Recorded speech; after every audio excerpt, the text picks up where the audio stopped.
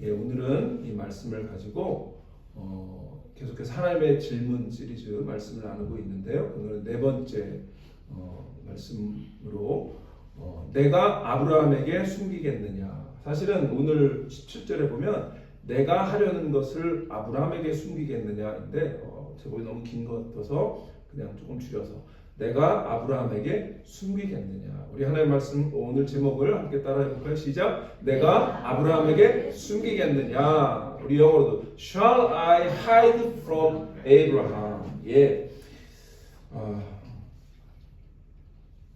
하나님의 이 질문, 오늘의 이 질문은 사실은 하나님의 약간 독백 같은 그런 질문인데요.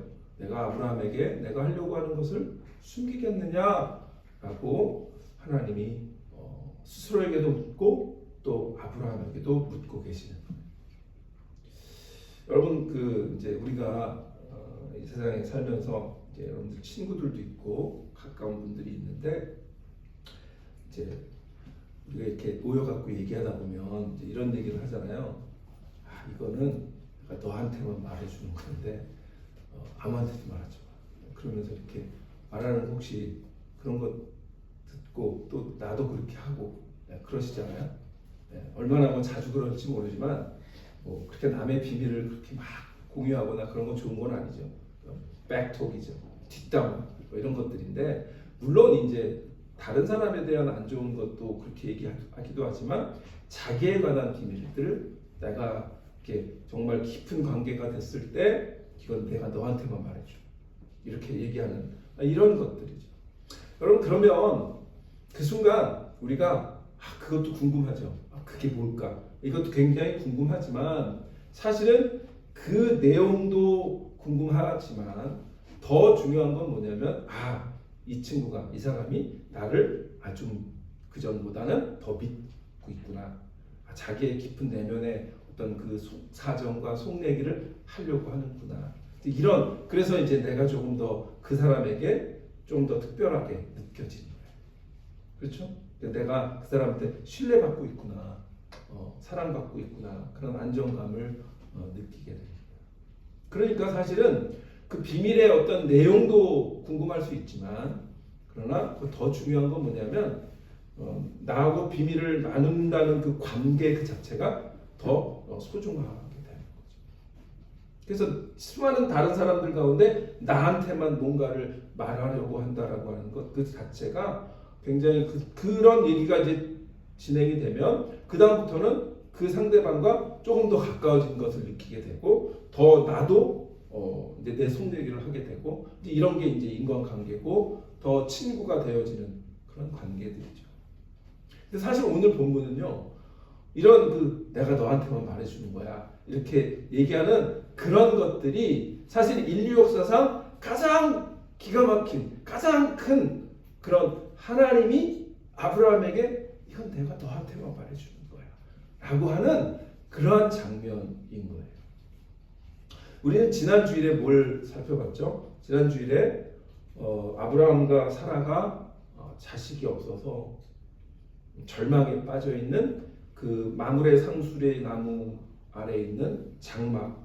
그래서 그 절망이 집어삼키고 있는 그 장막 가운데 삼위 하나님이 방문하셨던 얘기를 함께 나눴습니다.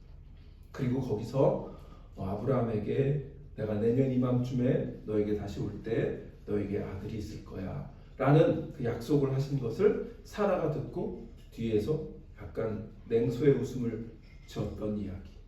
그러나 궁극적으로는 결국 하나님께서 그들에게 아들을 주시죠. 그래서 그 냉소의 웃음이 기쁨의 웃음으로 바뀌는 이야기를 함께 살펴봤는데 오늘은 그 뒷부분의 이야기입니다. 이제 그 삼위 하나님께서 아브라함의 장막을 떠나시는 거예요. 아브라함이 어떻게 했습니까? 송아지를 잡고 아주 그들을 극진하게 대접하는 그런 그 환대가 있었죠. 그리고 그들은 이제 그들과 함께 식사하고 그리고 그 다음 행선지로 떠납니다. 그것이 오늘 본문의 말씀입니다. 오늘 16절에 보면 뭐라 그래요? 그 사람들이 거기서 일어나서 그 사람들이 누구야? 그 세 명, 삼위 하나님. 그래서 아브라함의 장막을 떠나는 거예요. 거기서 일어나서 소돔으로 어디로? 소돔으로 향하고.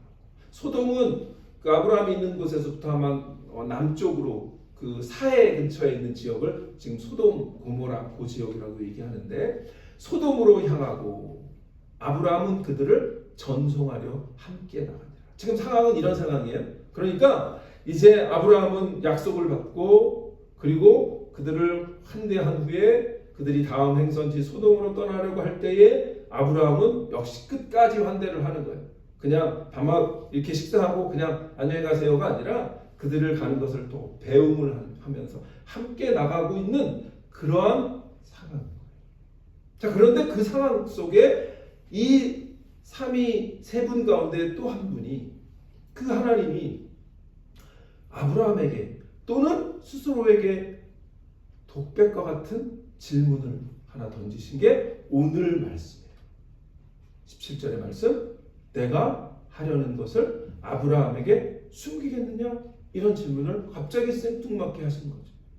아니 그냥 잘 식사 대접받고 그 다음에 아들에 대한 약속을 하시고 가시는 걸로 끝나는 장면이었는데 갑자기 그 장면에서 이 하나님이 아브라함에게 또 스스로에게 내가 하려는 것을 아브라함에게 숨길까? 숨기겠느냐? 이렇게 질문하고 말씀하고 있는 거예요. 자, 그렇다면 이 하나님의 독백과 같은 이 질문은 단순히 어떤 그 정보를 알려주는 걸까? 아니면 관계에 대한 얘기일까? 관계에 대한 얘기죠. 아까 제가 이건 내가 너한테만 알려주는 거야 라고 했을 때 그것은 정보도 정보지만 뭐예요? 아, 이제 내가 너와 더 깊은 관계를 원해. 이런 얘기잖아요. 그러니까 하나님도 지금 아브라함에게 친히 찾아오신 다음에 아브라함에게 내가 지금 하려고 하는 일이 있는데 이거를 내가 아브라함에게 숨길 필요가 있을까? 라고 말씀하시는 거죠. 그리고 아브라함과 더 그 깊은 관계를 원하시는 그런 말씀이라고 생각합니다. 그러니까 하나님 지금 아브라함에게 그를 친구로 깊은 관계를 원하는 친구의 관계로 초청하고 계신다라는 생각을 하게 됩니다. 그래서 오늘은 이게 가장 핵심적인 것입니다. 하나님은 하나님 자신의 계획과 마음을 함께 나누기를 원하신다라는 것. 이게 오늘 우리가 오늘 말씀 다 까먹어도 좋으신데 오늘 우리가 하나 붙들고 가야 될 건 뭐냐면 하나님은 우리들에게 자신의 계획뿐만 아니라 마음까지 나누기를 원하시는 하나님이시다라는 것. 믿으십니까? 아멘. 하나님은 오늘도 우리와 함께 가시기를 원하십니다. 그래서 하나님은 아브라함이 지금 같이 배움을 할 때 하나님께서 자신의 마음을 보여주시기를 원하고 계시는 거예요. 자, 그러면 오늘 내가 아브라함에게 숨기겠느냐? 내가 하려는 것을 아브라함에게 숨기겠느냐? 라고 하는 이 질문 가운데 하나님께서 오늘 우리에게 주시는 그 말씀의 의미는 무엇일까? 이것들을 함께 잠깐 살펴보려고 합니다. 우리를 친구로 부르셔서 그 하나님의 거룩한 초청의 질문인데 그 질문이 어떠한 것인가? 첫 번째, 이 17절의 말씀을 잘 되새겨보면 내가 하려는 것을 아브라함에게 숨기겠느냐라고 하는 것은 우리의 정체성을 확인시켜 주시는 질문이에요. 내가 누구냐는 거죠. Our identity가 하나님 안에서 과연 우리를 하나님은 어떠한 존재로 부르시고 바라보고 계시나라고 하는 질문인 거예요. 왜 여러분 하나님이 아브라함에게 숨기지 않으려고 하셨을까요? 그것은 하나님께서 아브라함을 어떤 존재로 보고 여기시기를 원하시는지를 말씀하시는 하나님의 자기 고백적인 질문이기 때문에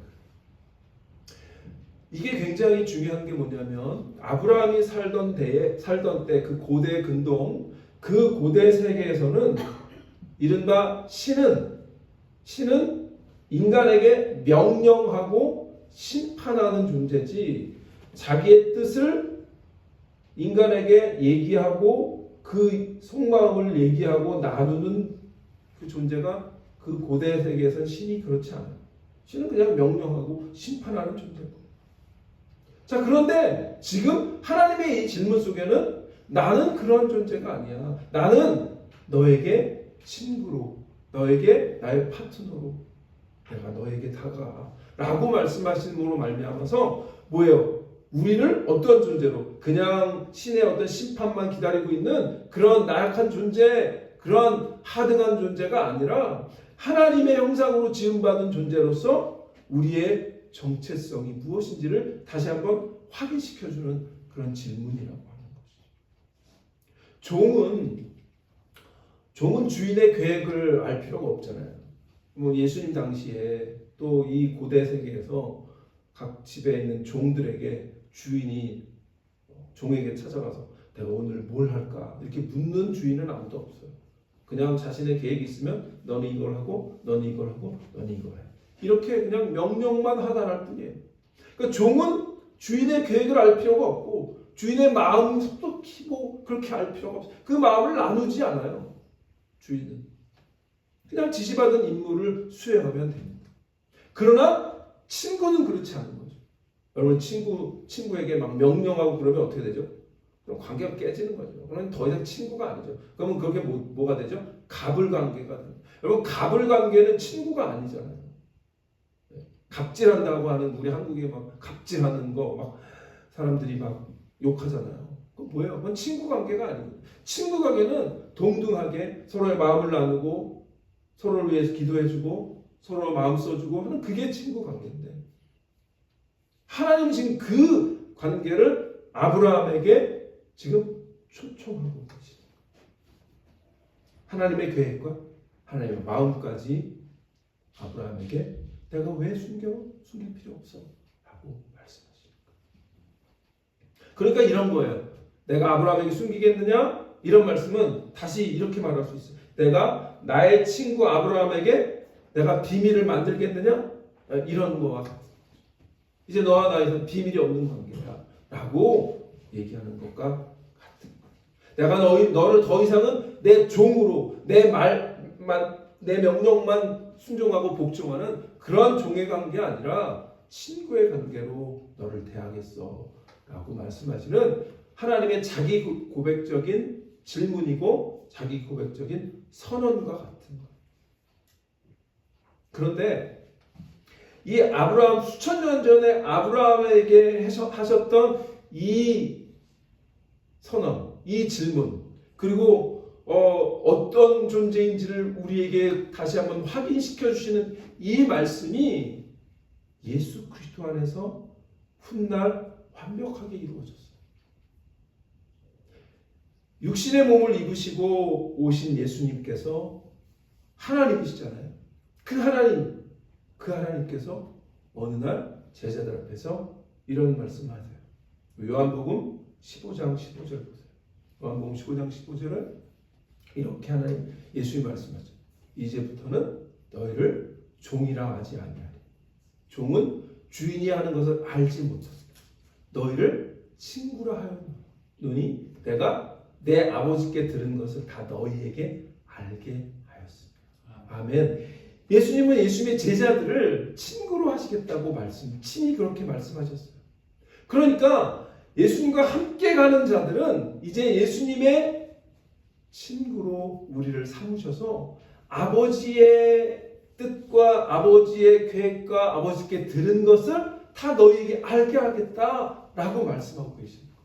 얼마나 귀한 하나님의 사랑의 마음이고 예수님의 사랑의 마음인지 우리가 보게 됩니다. 이제부터 너희를 종이라 하지 않겠다. 너희를 친구로 할 거야. 오늘 우리 주님께서 우리를 친구로 삼아주신 그 은혜를 기억하고 정말 하나님 앞에 또 예수 그리스도 앞에 감사하며 주님과의 그 깊은 관계를 고백하는 그리고 기대하는 그런 저 여러분 되시기를 축원합니다. 구약에서도요 선지자 아모스가 이런 말을 비슷하게 얘기합니다. 아모스서 3장 7절에 보면 아모스도 이렇게 얘기합니다. 주 여호와께서는 자기의 비밀을 그 종 선지자들에게 보이지 아니하시고는 결코 행하심이 없으시리라. 그럼 뭐예요? 다 알려주시겠다는 거죠. 그러니까 사실은 우리는 구약의 선지자들을 하나님께서 일방적으로 택하셔서 부리시는 거라고 생각할 수 있지만 그게 아니었다는 거예요.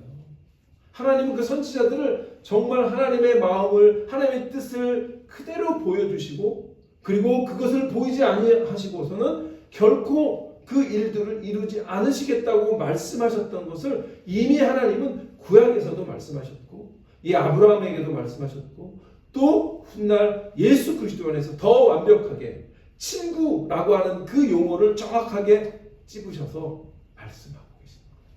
오늘 주님은 우리에게 친구로 오셔서 우리를 친구로 삼으시고, 또 그래서 하나님의 계획과 예수 그리스도의 계획을 이루시기를 원하시는 그 가까운, 그 뜨거운 그 사랑의 마음을 다시 한번 오늘 말씀을 통해서 깨닫는 그 은혜가 있기를 주님의 이름으로 축원합니다.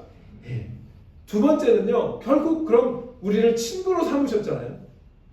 친구로 삼으신 이 하나님이 뭘 하시려고 하는 겁니까? 하나님은 이 친구로 우리에게 뭘 보여주시기를 원하시는 걸까? 두 번째, 오늘 이 말씀은요, 사실은 이거예요. 오늘 본문의 18절 19절 보면, 18절 19절을 보세요. 하나님이 아브라함에게 이렇게 얘기합니다. 아브라함은 강대한 나라가 되고 천하 만민은 그로 말미암아 복을 받게 될 것이 아니냐. 내가 그로 그 자식과 권속에게 명하여 여호와의 도를 지켜 의와 공도를 행하게 하려고 그를 택하였나니 이는 나 여호와가 아브라함에게 대하여 말한 일을 이루려 함이니라.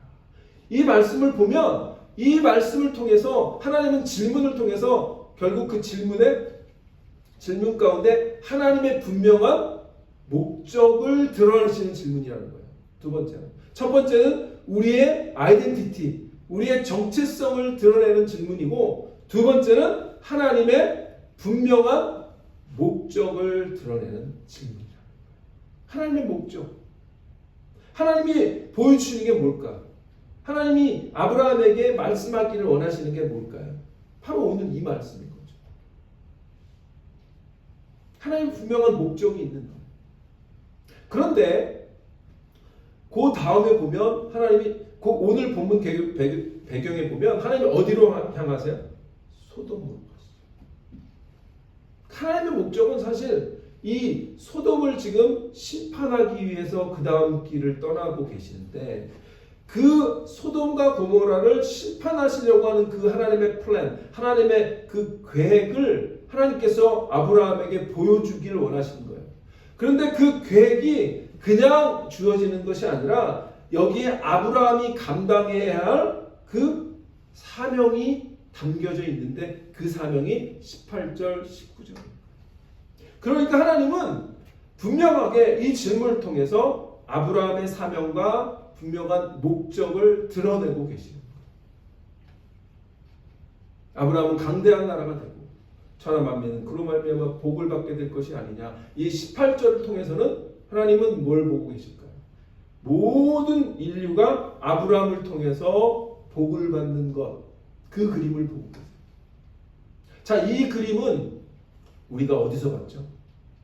창세기 12장에 하나님께서 아브라함을 한 처음에 갈대아 우르에서 부르셨을 때, 그곳을 떠나 내가 지시한 땅으로 가라 라고 했을 때 하나님께서 약속하셨던 소위 말하는 아브라함 언약이라고 하는 것. 자, 우리 12장 2절 3절 보겠습니다. 내가 너로 큰 민족을 이루고 내게 복을 주어 내 이름을 창대하게 하리니 너는 복이 될지라. 복이 될지라. 그렇게 말씀하시고 약속하셨잖아요. 그리고 3절에 너를 축복하는 자에게는 내가 복을 내리고 너를 저주하는 자에게는 내가 저주하리니 땅의 모든 족속이 너로 말미암아 복을 얻을 것이라 하신지라. 이 말씀, 아브라함과의 언약, 그 아브라함 언약이 이 오늘 본문의 18절 첫 번째 전반부에서 하나님이 그리시는 그림이에요. 자, 그런데 우리 19절로 다시 돌아가 보면 19절은 또 다른 그림을 그리세요. 19절은 내가 그로 그 자식과, 자, 이제는 후손으로 넘어가죠. 첫 번째 하나님의 그림은 뭐냐면 아브라함을 통해 모든 인류가 복을 받는 그 그림이에요. 그게 창세기 12장에 하나님께서 아브라함을 부르실 때 약속하셨던 그 약속이죠. 그런데 두 번째 그림은 뭐예요? 그 후손이 이제는 자식과 건석에게 명하여 여호와의 도를, 하나님의 도를 지켜서 의와 공도를 행하게 하려고 그를 택한 거야 라고 말씀하셨어요. 자, 그러면 이 의와 공도를 행하게 하려고 하는 것이 하나님의 두 번째 그림인 거예요. 자, 그런데 그러면 이 그림이 오늘 그 다음에 하나님이 행하시는 소돔과 고모라랑 무슨 관계가 있을까요?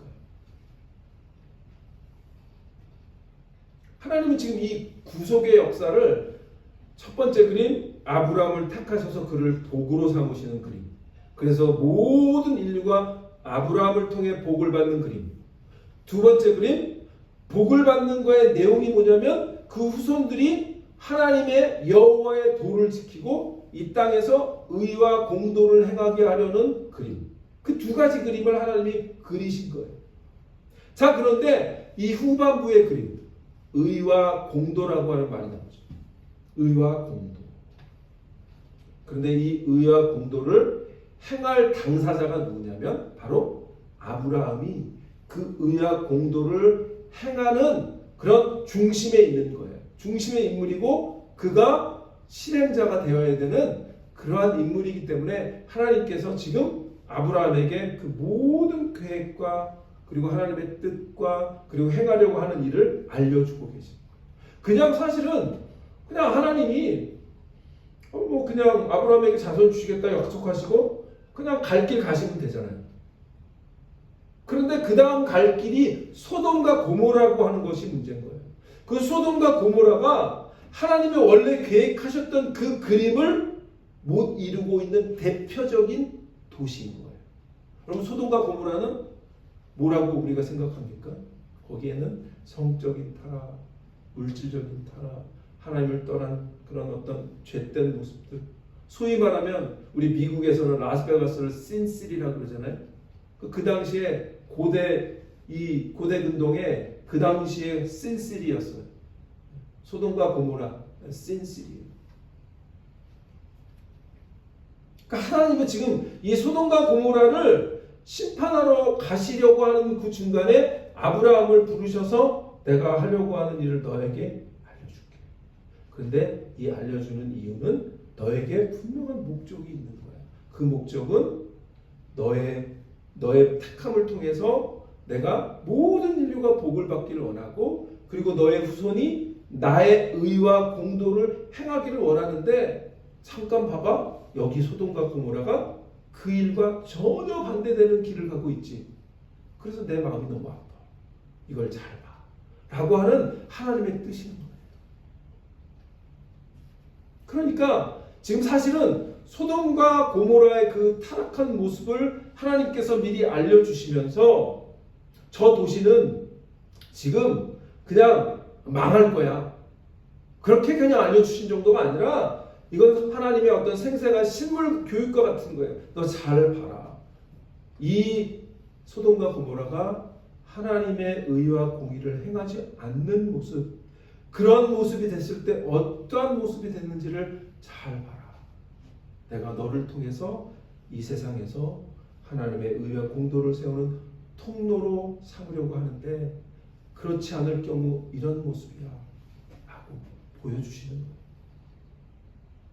그 하나님의 계획을 아는 자는요, 하나님의 마음과 그리고 하나님의 의와 공도를 실천하는 그런 책임자로 부르신다라고 하는 거예요. 자, 그런데 여기 의와 공도라고 하는 말이 있는데요, 좀 어렵죠. 의와 공도가 뭘까? 의와 공도. 근데 영어로는 What is right and just 이렇게 나오는데 히브리어로는요, 의는 최다카라고 하는 말이고요, 공도는 우미시파트라고 하는 말인데요.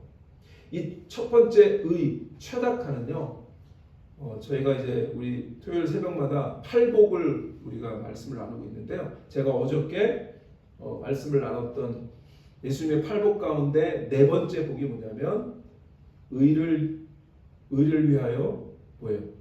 의에 줄이고 목마른 자의 복이에요. 의에 줄이고 목마른 자의 복, 그들이 배부를 것이며 라는 예수님의 네 번째 복인데요. 그 의가 동일한 의예요. 그러니까 히브리어 체다카를 지금 마태복음 산상수훈에서 그 의를 그대로 번역한 거예요. 그럼 이 의는 뭐냐면 제가 어저께 뭐라고 말씀드렸냐면 이 의는 하나님의 언약 가운데에서 마땅히 해야 할 올바른 일, 그리고 하나님의 의로움, 하나님의 공정함, 이런 거를 보여주는 그것이 의다라고 말씀을 드렸어요. 그 다음에 공도는 미시파트, 그러니까 하나님의 의를 경험한 자들이 사람으로서 이 땅에서 행하는 공정과 공평과 질서를 세우는 것들, 그게 공의예요. 자, 그런데 소돔과 고모라는 어떻죠? 거기는 하나님의 의도 없고 공도도 없는 곳이에요. 그냥 자기가 원하면 물질을 다 빼앗기도 하고 인권도 없고 그냥 성적으로 타락하고 하는 그 소돔과 고모라의 모습은 이 하나님의 의와 그리고 우리가 지켜야 할 공의, 공도가 전혀 없는, 다 사라져버린 그러한 모습, 그것이 소돔과 고모라죠. 그러나 하나님은 지금 아브라함에게 말씀하시면서 두 존재를 대비시키는 거예요. 이 아브라함은 공의와 하나님의 의와 공도를 이루는 자의 대표적인 인물이고, 소돔과 고모라는 그와 완전히 반대되는 그런 대표적인 도시입니다. 하나님은 지금 어떤 것을 말씀하시는 거예요? 너가 이거와 대조되는 그러한 하나님의 의를 이루는 자가 되고 공도를 이루는 자가 되고, 그리고 너를 택한 이유가 바로 너의 후손도 그러한 일들을 이루는 자가 되기를 원해 라고 말씀하시기 위해서 하나님은 지금 아브라함을 불러 세우시고 내가 하려는 일을 너에게 숨기겠느냐 라고 말씀하고 계시는 거예요. 우리를 궁극적으로 하나님께서 언약 백성으로, 하나님의 자녀로, 그리고 예수 그리스도의 제자로 삼으신 것은 이 땅에서 하나님의 의를 경험하고 그리고 공도를 지키는 그런 자로 우리를 부르셨다라고 하는 거예요. 그래서 베드로도 신약성경에서 베드로전서에서 이런 말씀하잖아요. 베드로전서 2장 9절에 이렇게 얘기하죠. 그러나 너희는 택한 족속이요, 아브라함과 같은 족속이라는 거죠. 택하신 족속이요, 왕같은 제사장들이요, 거룩한 나라요, 그의 소유된 백성이니 이는 뭐예요? 너희를 어두운 데서 불러내어 그의 기이한 빛에 들어가게 하신 이의 아름다운 덕. 이 아름다운 덕이 뭐냐면 바로 아까 말씀하셨던 하나님의 의와 공도예요. 그것을 선포하게 하는 것입니다. 선포는 그냥 말로만 하는 것이 아니라 그것을 선포할 뿐만 아니라 삶으로 드러내는 것. 많은 목사님들이 이 구절을 전도해라 이렇게 말씀하시죠. 맞아요. 전도에 대한 말씀이기도 해요. 근데 그 전도가 우리가 입술로만 말로만 전하는 것이 아니라 우리의 삶으로 그 의와 공도, 하나님의 덕을 함께 행하면서 전해라 라고 하신 말씀이 이 베드로의 말씀입니다. 그렇다면 오늘 이 하나님의 질문, 이 질문은 두 번째 정확하게 하나님의 분명한 목적을 드러내시는 거죠. 내가 너에게 비밀을 공유하고 내 마음을 알려주는 것은 그냥 내가 심심해서 그런 게 아니라 네가 택함 받은 백성으로 이 땅에서 나의 일을 이루고 공의를 이루고, 지금 베드로의 언어로 말하면 하나님의 아름다운 덕을 선포하는 자로 살아라고 말씀하시는 하나님의 분명한 초청장이고 또 권면인 줄 기억하시길 바랍니다. 네, 마지막으로 그렇다면 이 질문은 또 더 깊은 의미가 있는데, 이것은 하나님의 이 질문 속에는 하나님의 진정으로 깊은 그런 안타까운 마음 그리고 사랑의 마음, 그 마음을 나누시는 질문, 하나님의 더 깊은 마음을 나눌 수 있는 질문, 이것이 내가 아브라함에게 숨기겠느냐라는 질문이죠. 이 질문 가운데 잘 우리가 생각해 보면 하나님이 지금 그 다음에 20절, 21절에서 뭘 말씀하시는지를 보면 하나님의 마음을 읽게 돼요. 우리 20절, 21절 보면 여호와께서 또 이르시되 소돔과 고모라에 대한 부르짖음이 크고 그 죄악이 심히 무거우니 내가 이제 내려가서 이제 하나님이 직접 그곳으로 가시는 거죠. 그래서 소돔과 고모라로 향하고 계시는 거죠. 내가 이제 내려가서 그 모든 행한 것이 과연 내게 들린 부르짖음과 같은지 그렇지 않은지 내가 보고 알려 하노라. 여러분 이 구절을 읽어보시면 들어보시면 어떤 마음이 느껴집니까? 하나님의 그 마음 깊은 곳에서의 안타까움이 느껴지는 거죠. 하나님께서 소돔과 고모라에서의 부르짖음을 들으셨다는 거죠. 자, 소돔과 고모라 하면 막 그냥 공의가 행하지 않고 그냥 모든 사람의 추한 모습과 더러움과 죄악이 만연한 그 곳에서 어떤 부르짖음이 있었을까요? 아까 제가 관계 가운데 갑을이라고 얘기했었는데 거기도 분명히 갑과 을이 있었을 거예요. 근데 부르짖음을 주로 누가 하죠? 갑이 합니까? 을이 합니까? 을이 하죠. 그러니까 그 소돔과 고모라의 그 모든 그 죄악된 그 안에 일방적으로 피해를 보고 당하고 그리고 아픔이 있는 그런 부르짖음이 분명히 있었을 거예요. 하나님은 그곳에서 아파하고 일방적으로 당하고 고통당하고 피해를 보고 슬퍼하는 그 을의 부르짖음을 들으셨을 거예요. 그리고 정말 그곳에 어떤 일이 있는지 보러 가시겠다라고 말씀하시는 것은 그 가운데 하나님의 마음을 우리가 읽게 되는 거죠. 이 부르짖음이라고 하는 말이 여기서 중요한데요. 이 부르짖음은 죄악하라고 하는 히브리어인데요. 이것은 억압받고 고통받는 자들의 절규라는 뜻이에요. 그러니까 소돔과 고모라의 그 땅에 분명히 죄악을 행하고 불의를 행하고 그리고 모든 것을 자기 중심대로 행하는 그런 사악한 사람들이 많았겠죠. 그러나 한편에는 그들로 인해서 피해를 보는 억압받고 고통받는 수많은 아픈 그런 사람들이 분명히 있었을 거예요. 그리고 그들의 절규를 들으셨다라고 하는 거죠. 신음소리를 듣는 거죠.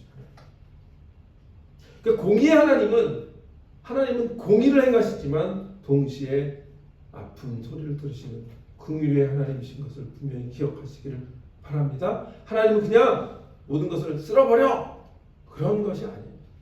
그곳에서 아파하는 자들의 소리를 들으시고 그들을 향하여 하나님의 뜨거운 마음을 그들에게 보이시는 사랑의 하나님, 긍휼의 하나님이신 것을 기억하시기를 바랍니다. 오늘 아브라함에게 주시는 이 질문은 그 마음을 하나님께서 나누시는 거예요. 자, 그런데 이 마음을 나누시는 순간 아브라함이 반응이 어땠을까요? 저 소돔과 고모라는 그냥 내버려 두시죠. 그러지 않았죠. 아마 개인적으로는 조카가 있기 때문에 그 소돔과 고모라에 대한 아픔이 더 있었을 거예요.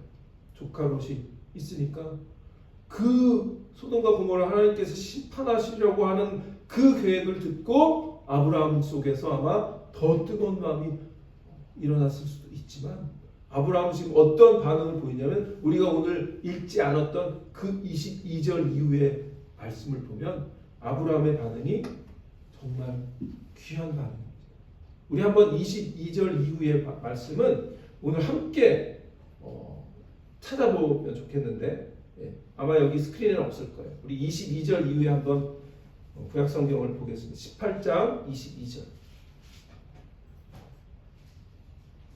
그 사람들이 여기 이제 계속 그 사람들은 누구야? 삼위 하나님.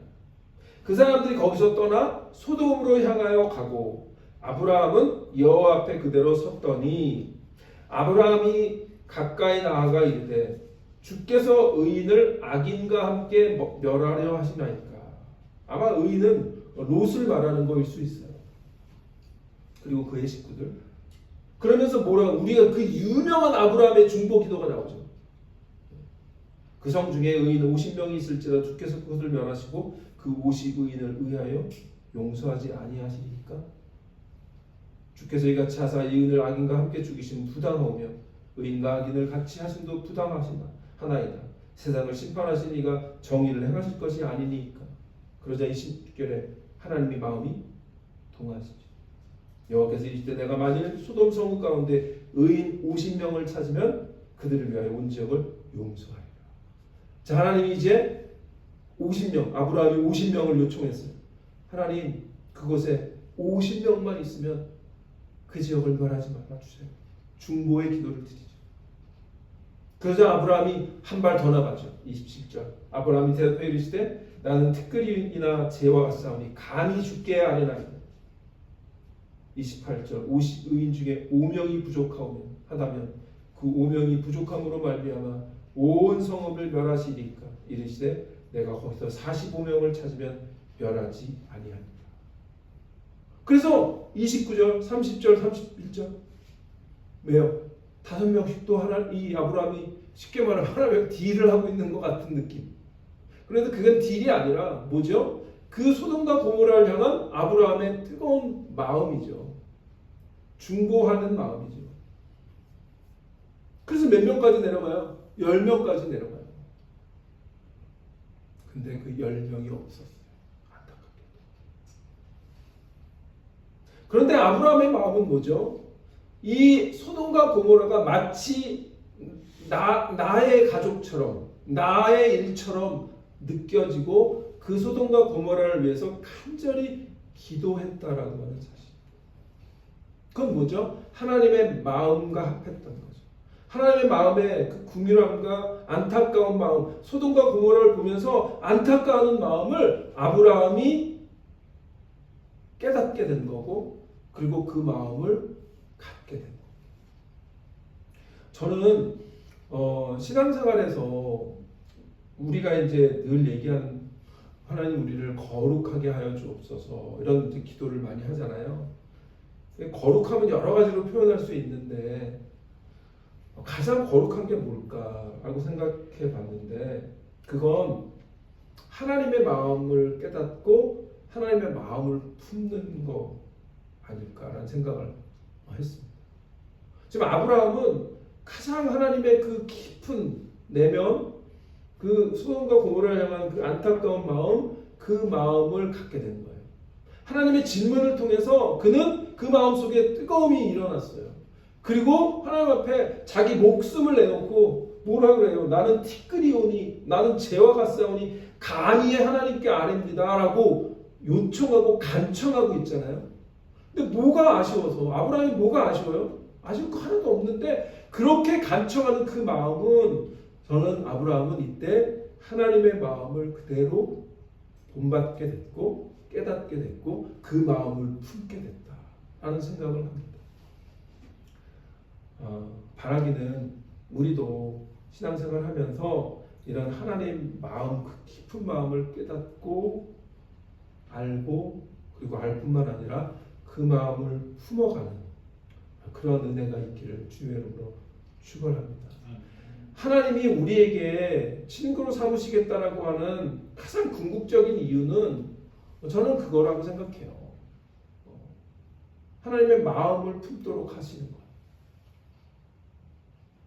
하나님 우리를 어떤 정보를 분석하는 그런 사람으로 원하셔서 비밀을 공유하시는 게 아니라 우리의 하나님의 마음을 알기를 원하시고 그리고 더 나아가서 하나님의 마음을 품고 누군가를 위해서 중보하고 그들을 품고 기도하는 자로 세우기를 원하시는 것이 오늘 말씀에 하나님 그 질문 가운데 주어주시는 가장 귀한 그런 이유라고 생각합니다. 우리 매일매일 살면서요, 이제 우리가 사실 되게 무감각해지거든요. 매일 뉴스를 들으면 저기 러시아와 우크라이나 전쟁이 벌써 3년째 들어가더라고요. 그러니까 이제 그것도 이렇게 무뎌져요. 언젠가 끝내겠지. 이러니까 사실은 맨 처음에는 하나님 저 우크라이나 러시아의 전쟁이 빨리 끝나길 원합니다. 기도하다가도 이게 무뎌지고 뭐 언젠가 끝나겠지 그렇게 되고 또 이스라엘과 이 주위의 하마스 뭐 이런 전쟁들도 보면 벌써 그것도 한 몇 년입니까? 그것도 몇 년 지났죠 벌써. 그러니까 그런 것들이 그냥 무뎌지는 거예요. 그래서 우리가 매일매일 어떤 뉴스를 보고 또는 이렇게 핸드폰을 통해서 뉴스를 보면서도 되게 무뎌집니다. 안타까움이 없는 거죠. 그러니까 뭐 그들을 위해서 중보하거나 이런 마음들이 정말 저부터도 무뎌지는 것 같아요. 근데 오늘은 이 말씀을 통해서 이 세상에 정말 소돔과 고모라 같은 도시가 얼마나 많고 그런 죄악이 만연한 곳이 얼마나 많고 그리고 전쟁과 아픔과 슬픔이 있는 곳이 얼마나 많은지 우리가 다 헤아릴 수는 없지만 그러나 오늘 이 말씀을 통해서 오늘 이 말씀을 들은 오늘만이라도 또 이번 주 한 주간만이라도 우리가 듣는 그런 끔찍한 소식들을 그냥 한 귀로 듣고 한쪽으로 그냥 흘리는 것이 아니라 그 소식을 듣고 그것이 내가 품고 기도할 수 있는 그 기도의 제목이다라는 그런 마음으로 그들을 위해서 또 그 사건들을 위해서 또 그 나라를 위해서 또 그 민족을 위해서 기도하는 중보의 자리로 나아가는 그런 저와 여러분 되시기를 주님의 이름으로 축원합니다. 왜냐하면 우리가 예수님을 따르는 제자라고 하는 우리 교회가 디사이플 교회인데 사실은 예수님 자체가 가장 중보자의 완벽한 모델이시잖아요. 그분이 하나님과 우리 사이에 벌어진 그 죄로 인해서 멀어진 관계를 위해서 인간이 되셨고 그리고 우리에게 중보자로 그래서 우리의 죄를 지시고 십자가에서 죽으신 것이 가장 완벽한 중보자의 모습이잖아요. 그런데 사도 바울은 그 이후에 이 땅에서 이루신 중보의 역할도 있는데 예수님은 오늘도 하나님 우편에 앉으셔서 우리를 위해 간구하고 기도하신다고 얘기해요. 로마서 8장에 보면 사도 바울이 이렇게 말합니다. 누가 정죄하리요?